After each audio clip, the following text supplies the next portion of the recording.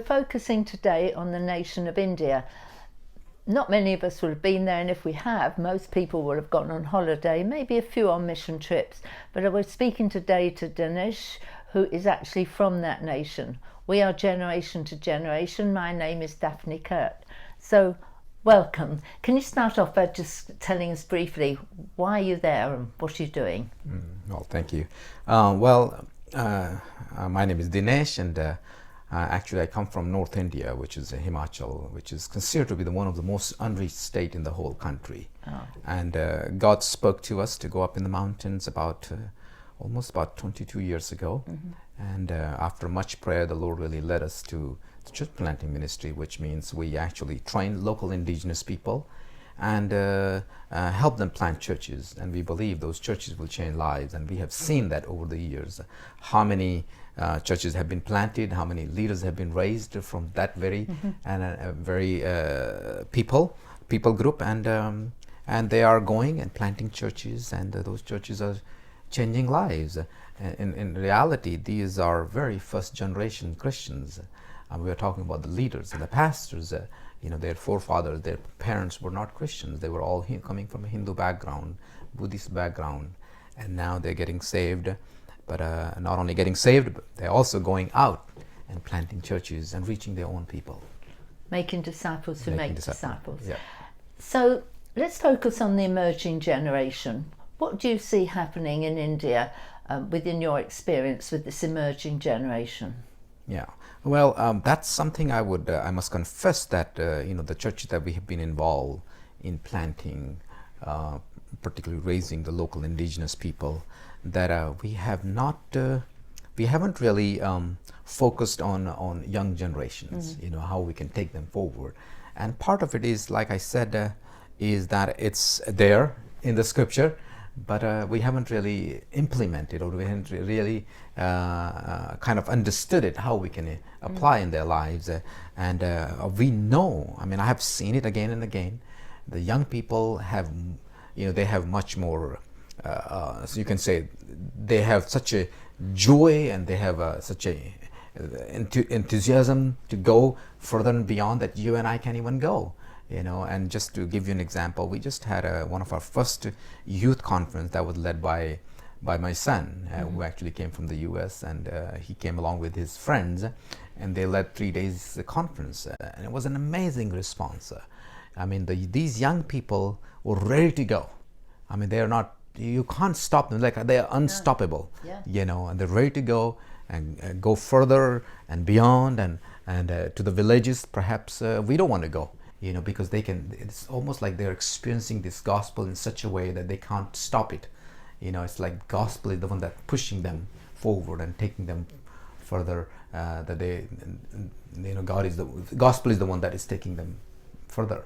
So, as they come to know Jesus and they go into their villages or into their communities, what are the challenges that they face?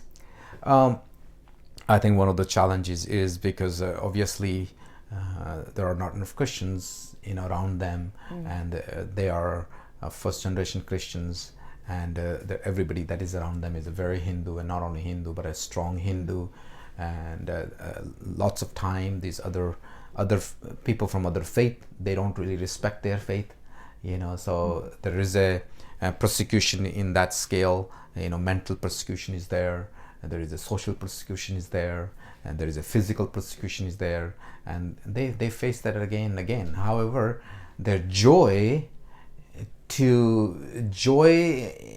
knowing Christ and walking with him is greater than anyone can ask them any questions or put any pressure on them. So I think that's been a really a great reward, very rewarding to see that. That's a very challenging statement. Their joy is greater than any persecution. I could stop and think about that for a bit. Their joy is greater than any persecution. You're seeing what we see as we travel around, that God has his hand on this emerging generation. They're a generation to complete the Great Commission, and possibly a generation to see his return. And so my personal prayer, and the prayer of generation to generation, is that God would put that burden on every pastor, that they would understand their mandate to reach this generation, to empower them, and to disciple them and to send them out. It's really exciting. So what do you feel, what ways can we support you in reaching this next generation? If people are watching and they say, we really want to get behind reaching this next generation in India, what would you ask of us? Well, definitely, I think,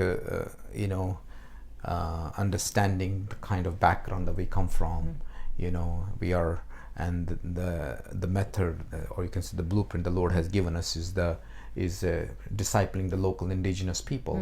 One of the things is because there are not enough teachings that we can provide. I mean, I must confess myself that I don't know everything about how to disciple them. I mean, I may know a little bit about here and there, but to really how to take this generation that is in front of us and ready to go forward and ready to really ready to go in full strength, I don't believe that I have all the tools with me. I don't believe that I have all the capacity and the qualification to carry it out.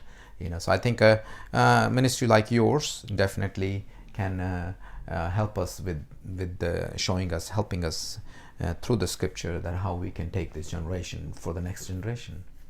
So you've heard that challenge. If you want to go with us, and we're surely going to get behind Dinesh, well, we have been for many years, but we need to do it more.